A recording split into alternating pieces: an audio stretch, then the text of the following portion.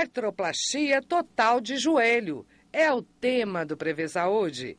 A artroplastia total de joelho é a cirurgia que substitui totalmente o joelho, indicada quando as partes dos ossos se tocam pelo desgaste da cartilagem, provocando atrito e dor e a diminuição do movimento.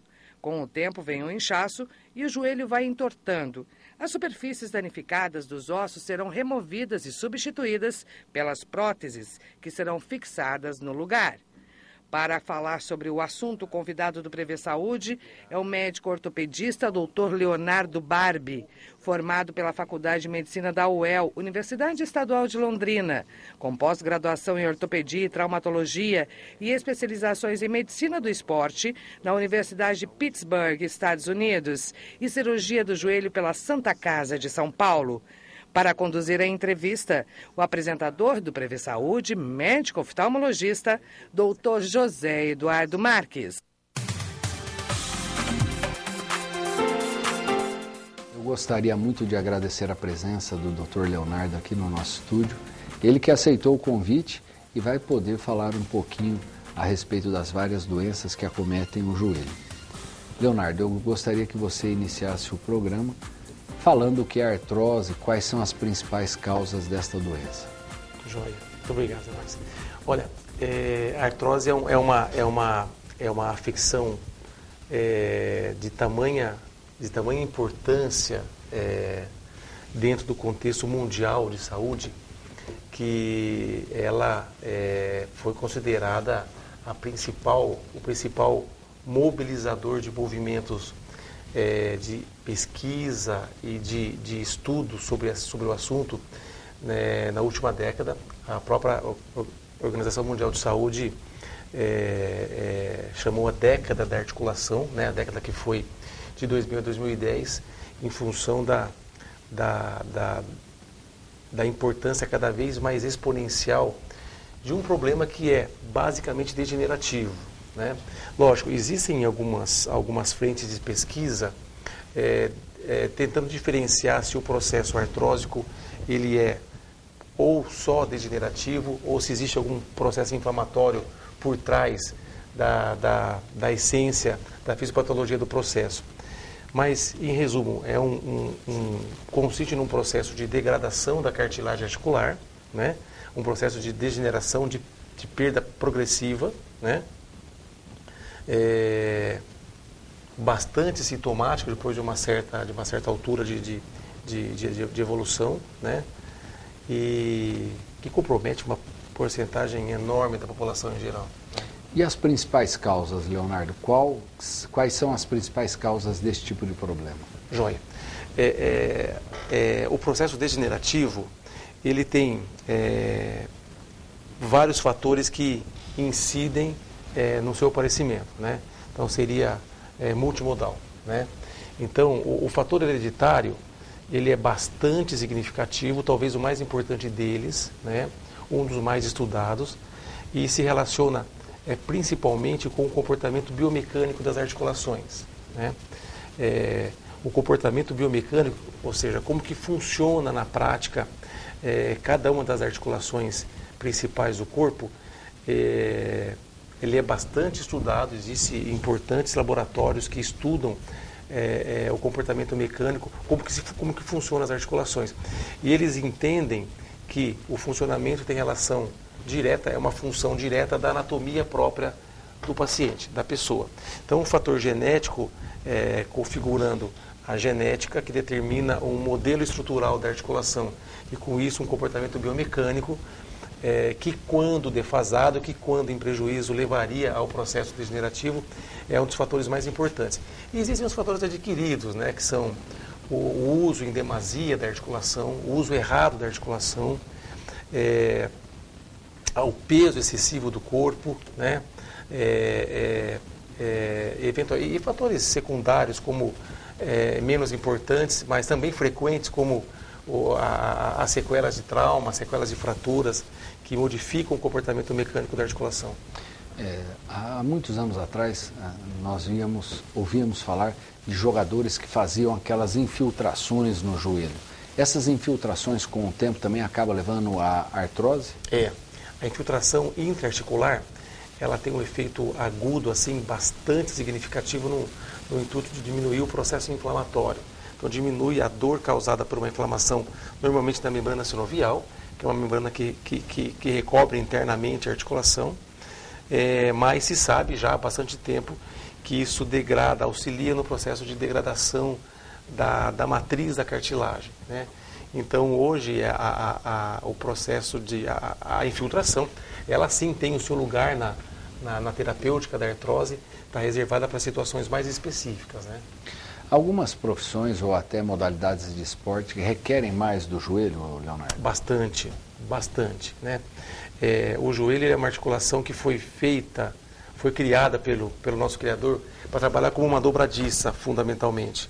E ela tem muito pouco, o limite rotacional do joelho é muito pequeno, o limite angular do joelho menor ainda, né? Então, dependendo da atividade profissional ou esportiva ou atlética que a pessoa desempenhe, né, quando ela foge do modelo em dobradiça de funcionamento do joelho, isso é bastante comum em diversas modalidades esportivas, por exemplo, ele passa a estar sobrecarregando mecanicamente a cartilagem e contribuindo para a degeneração articular, sim, né? Então, eu quero dizer que pessoas com joelhos anatomicamente normais e que teriam um comportamento biomecânico normal e que não evoluiria para um processo artrósico, quando começam a praticar uma modalidade esportiva de maneira não apropriada para aquela articulação, para o joelho, ele fatalmente vai ter perda de cartilagem com o passar do tempo.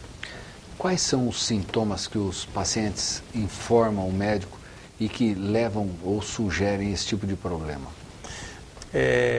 Basicamente, existem dois sintomas principais. O primeiro é o processo doloroso, né? O quadro doloroso é o mais importante dele. É o paciente que está bem e, por um determinado motivo, ele começa a ter sintomas de dor, né?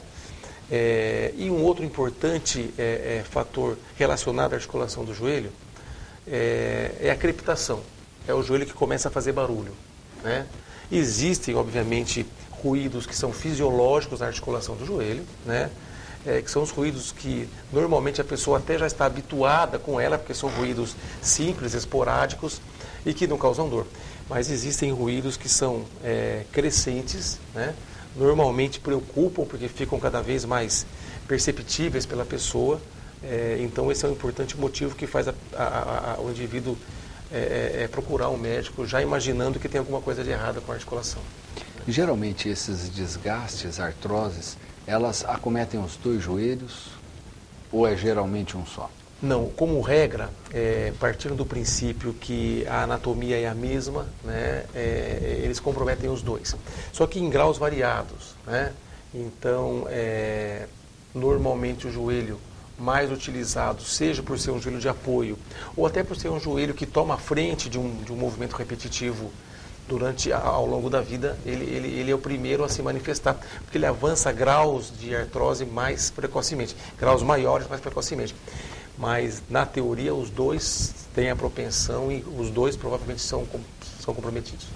Leonardo, geralmente a pessoa que traz esse tipo de problema, ela vem com essa clínica bastante farta de dor, às vezes esses barulhos, o crepitar do joelho, mas existe algum diagnóstico de precisão, um diagnóstico que você fala, não, esse indivíduo tem esse problema e necessita de um tratamento? Existem, né? A artrose, ela se divide em artrose primária e secundária, né? A primária é aquela que aparece com o passar dos anos, influenciada por fatores genéticos, né? E no paciente que não tem história de trauma, que não tem história de sobrecarga excessiva ao longo da vida, o diagnóstico clínico é bastante fácil e o grau de perda de cartilagem, com, por exemplo, uma boa e simples radiografia da articulação dos joelhos, ela se define. E existe a artrose secundária, que é aquela que tem relação com doenças reumatológicas ou próprio traumas, né? Às vezes até traumas da prática esportiva, né? O diagnóstico clínico também é um pouquinho mais complicado, mas a radiografia simples, a princípio, dá o diagnóstico inicial da artrose com facilidade. Existe algum tratamento clínico para a artrose? Existe sim. E nos últimos anos, né, a pesquisa médica ela se centralizou bastante nisso daí, né? Porque o tratamento cirúrgico para artrose, ele é mais limitado no sentido de estar restrito a situações de artrose mais grave, né? Existem pequenas técnicas aplicadas com intuito preventivo em fases menos avançadas da artrose, mas não é a regra, né? Já o tratamento clínico, o tratamento conservador, o tratamento não cirúrgico para artrose, ele é o predominante. Ele é assim, o aplicado para a imensa maioria dos pacientes. E justamente em função dessa importância numérica dele, ele vem sendo muito estudado ultimamente. Então o tratamento clínico ele aborda desde medidas preventivas, né, até medicações assim que envolvem, que atuam na proteção da cartilagem. Estas medicações, nos últimos tempos, passou-se a ser bastante divulgada. Que medicação que é esta? Não é aquelas injeções de corticoide que se faziam. Como que é isso? Não. A preocupação maior no processo de perda de cartilagem é em relação à degradação da matriz da cartilagem. A matriz da cartilagem tem uma série de substâncias que sabidamente vão se deteriorando, vão sendo eliminadas da cartilagem com o passar dos anos. Mesmo com o próprio envelhecimento natural, isso acontece. Então, essas substâncias foram sendo identificadas e foi se estudando se a ingesta por via oral, por exemplo, delas permitiria o acúmulo, a concentração das mesmas na cartilagem, na matriz da cartilagem, desacelerando o processo artrósico. Então, existe uma combinação bastante conhecida e talvez a mais estudada, que é a do sulfato de glicosamina com sulfato de condroitina, né? Existe a diacereína, que é uma outra substância que atua na prevenção do processo artrósico, uma substância mais antiga, mas ainda bastante utilizada. Existem alguns medicamentos fitoterápicos que comprovadamente atuam, pelo menos no ponto de vista de diminuir o processo doloroso da artrose, né? E nos últimos anos, um tipo específico de colágeno, já comercializado nas farmácias do Brasil, passou a entrar com um pouquinho mais de peso no arsenal de medicamentos que protegem a cartilagem. Agora, a partir do momento que o tratamento clínico já não se torna mais eficaz, partir-se para uma cirurgia. Como é esta cirurgia? Vocês, quando falam em prótese de joelho, vocês estão falando na troca de todo o joelho? Como é isso? Na verdade não. O que se troca no joelho é como se fosse o pneu que perde aquela capa externa e é submetido a uma recalchutagem, né? A cartilagem hialina do joelho, ela recobre a periferia óssea. E é essa periferia óssea cartilaginosa que se desgasta. Numa situação mais avançada, o osso abaixo da cartilagem, o osso subcondral, também pode ser envolvido e se desgastar também. Muda um pouquinho a técnica, mas como regra, a prótese primária, chamada prótese primária, que é a mais comumente utilizada disparadamente, ela envolve a substituição da superfície cartilaginosa. Mas, na verdade, a prótese de joelho não é simplesmente uma cirurgia para substituir a cartilagem, né? Existe todo um cuidado que nós tomamos desde a indicação exata, o perfil do paciente que vai receber a prótese, e principalmente a expectativa que o paciente vai ter uma vez utilizando a prótese, né? Porque uma questão muito comum nos consultórios é quanto à durabilidade da prótese, né? A prótese é um tecido, obviamente, sintético, né, que vai substituir um tecido que o Criador nos deu. E, obviamente, ele vai ter uma demanda física e vai ter um tempo de sobrevida, ele vai ter um desgaste natural e vai acabar se consumindo com o passar dos anos. Então, em suma, é um procedimento que para o joelho é um procedimento de grande porte, porque ele não é feito por cirurgia por vídeo. A prótese é feita pela técnica aberta, tem que se fazer um acesso cirúrgico, pelo menos de moderada intensidade, tamanho para o joelho. A mais extensa cirurgia feita para essa articulação. Substituindo o revestimento cartilaginoso, né? É uma cirurgia bastante comum hoje, bastante comum, talvez a cirurgia ortopédica mais realizada no mundo todo, né? E com uma previsão de ser muito mais realizada no mundo todo e também no Brasil, porque a base da pirâmide de faixa etária nossa está se alargando, tem cada vez mais pessoas passando bem dos 70 anos, quer dizer, com saúde, com expectativa de saúde nos próximos 10 anos ainda, mas sem cartilagem, né? Então é uma cirurgia que está galopando em termos numéricos e vai aumentar mais ainda, né? E envolve não só o procedimento, como também uma educação pré-operatória e principalmente pós-operatória para a durabilidade dela. É importante quando a gente fala disso, que você explique um pouquinho mais qual é o tempo de duração de uma cirurgia dessa. Qual é o risco? É feito em hospital? Qual é a anestesia que se dá? A cirurgia de prótese de joelho é uma cirurgia sobre a qual existe assim uma quantidade enorme de cuidados que se tomam, tanto no pré-operatório, mas principalmente no transoperatório. É uma cirurgia feita em ambiente hospitalar, é uma cirurgia que pode ser feita com diversos tipos, modalidades de anestesia, mas preferencialmente no Brasil com anestesia espinhal, normalmente a raquianestesia, né? Existe uma enormidade de cuidados para se evitar a mais temível das complicações, que é a infecção pós-cirúrgica. Bauru tem hospitais bastante capacitados e bastante fiscalizados pelas suas comissões de controle de infecção hospitalar, para permitir que as próteses sejam realizadas com bastante propriedade. Mas é uma cirurgia de grande porte para o joelho, né? E que precisa muito da colaboração também do próprio paciente para permitir uma reabilitação adequada no pós-operatório, né? Quanto tempo depois este paciente está apto a voltar ao trabalho? Algum dia ele vai poder voltar à prática de esportes? Olha, essa é um assunto que os próprios grupos de estudo em artroplastia, em cirurgia do joelho, ainda não conseguem responder absolutamente bem, né? As próteses de melhor qualidade, né, os implantes com mais qualidade na sua matéria-prima, teoricamente resistem mais aos movimentos repetitivos ao longo da vida do paciente. E permitem sim que eles voltem a praticar determinadas modalidades esportivas. Algumas que geram uma degradação maior dos componentes da prótese e outros que preservam mais. Então tudo envolve aquilo que o paciente quer fazer e com qual intensidade. Mas é possível que ele volte a fazer uma modalidade esportiva, assim, pelo menos sem exagero, assim, de leve para moderada intensidade, né? Não se cogita, obviamente, que um indivíduo que coloque uma prótese de joelho volte para um campo de futebol, né?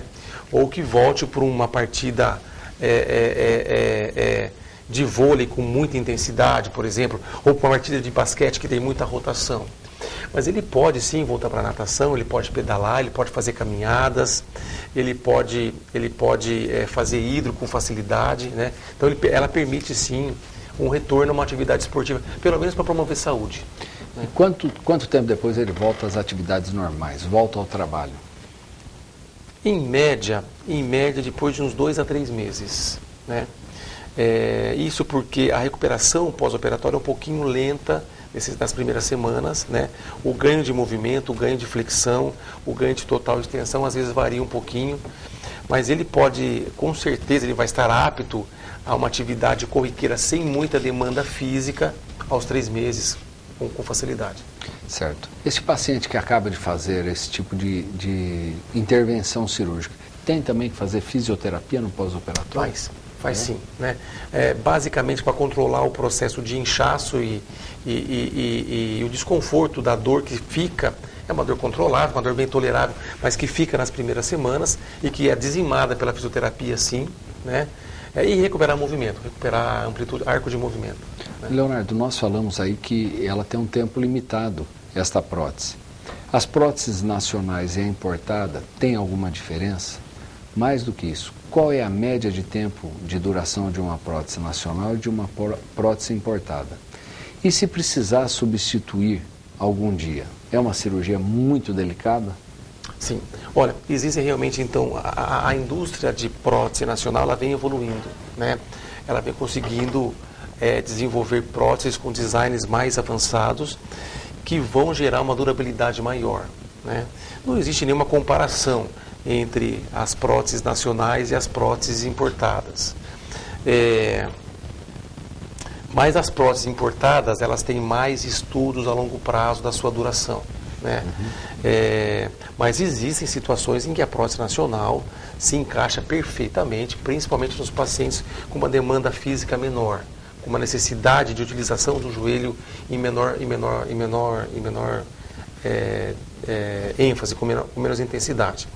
E a preocupação justamente na utilização em sobremaneira e na falha do implante, quer dizer, a prótese em média dura 10 anos, em média, né? Porque envolve-se não só a qualidade do material utilizado, mas também o grau de estoque ósseo que vai conter a prótese, né?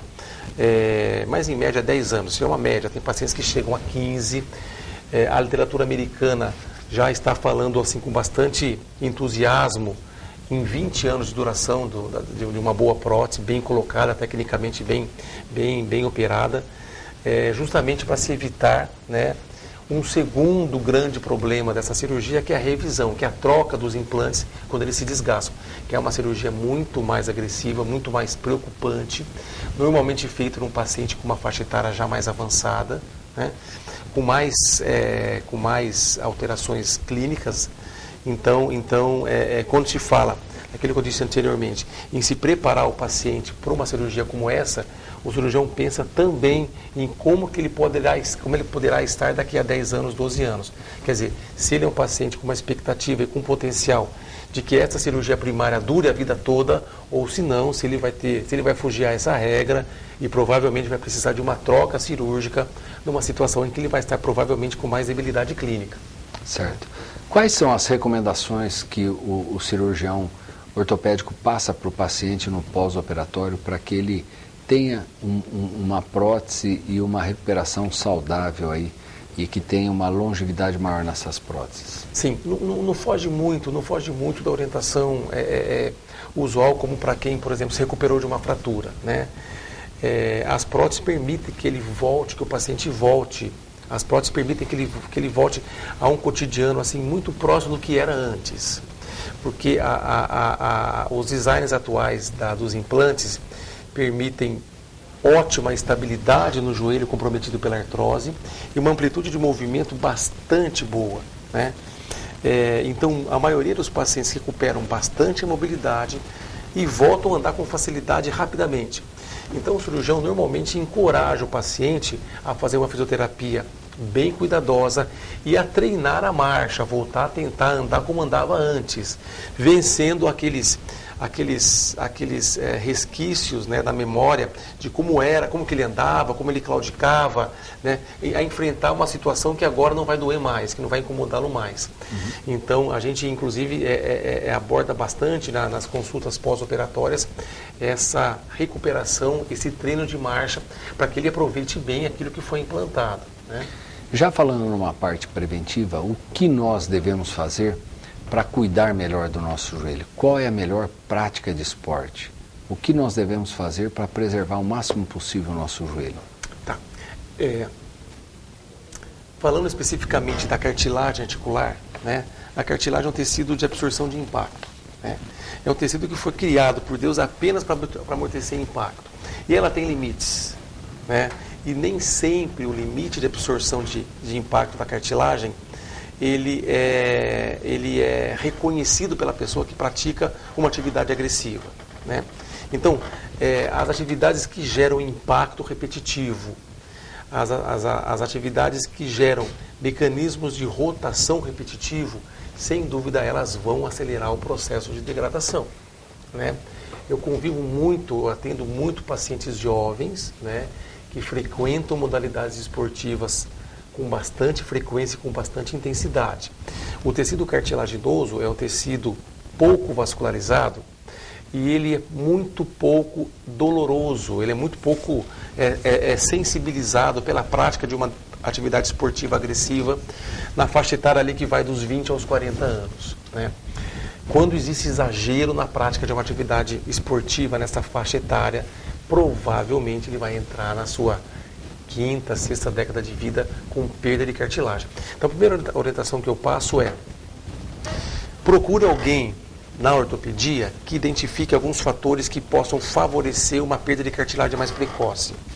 Segundo, entenda que a atividade esportiva impactante ou que gere muito movimento rotacional, realizada repetitivamente, assim, com muita intensidade, isso vai agredir o sistema de cartilagens.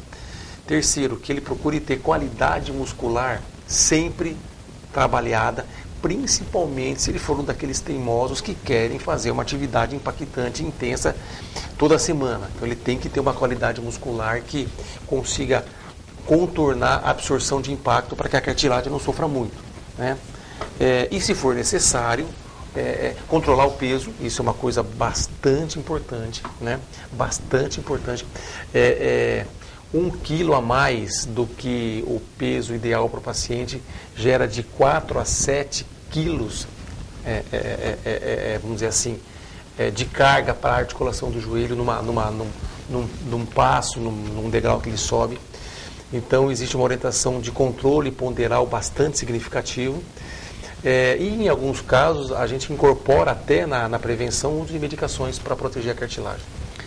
Olha, eu acredito que nós tenhamos falado aí de uma maneira bastante clara sobre esse tipo de problema. Mas assim mesmo eu gostaria que você deixasse aí uma mensagem para o nosso telespectador, Leonardo. Opa, lógico.